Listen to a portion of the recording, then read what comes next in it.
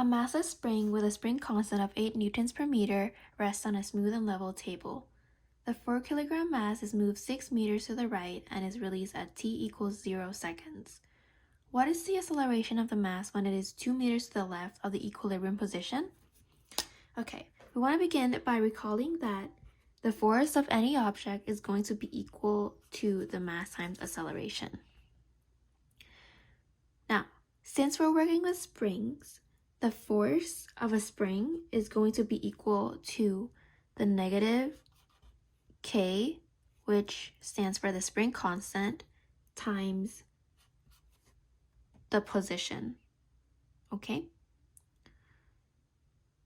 Now,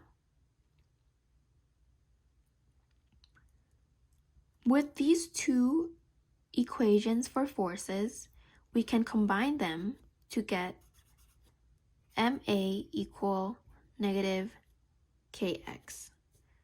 By doing so, we are able to solve for acceleration. And to take a step even further, we want to divide m on both sides so that you isolate a. So you have acceleration is equal to negative k over m times x.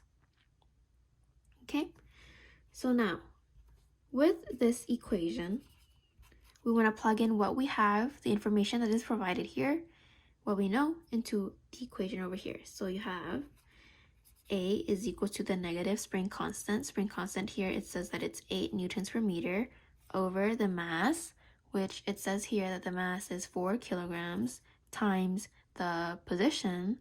So it says here it wants to know the acceleration of the mass when it is 2 meters to the left, which means that the position is going to be a negative 2.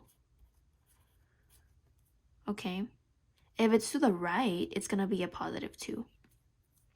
Now, solve for a, you get a negative 8 over 4, which will give you a negative 2 times negative 2. A is equal to 4. And since this is a positive number, you want to add the sign, meters per second squared. And if you want to recheck, you can grab a calculator. You have a is equal to a negative 8 over 4 times a negative 2. You get 4. All right, therefore, the acceleration of the mass when it is 2 meters to the left of the equilibrium position is a positive 4 meters per second squared.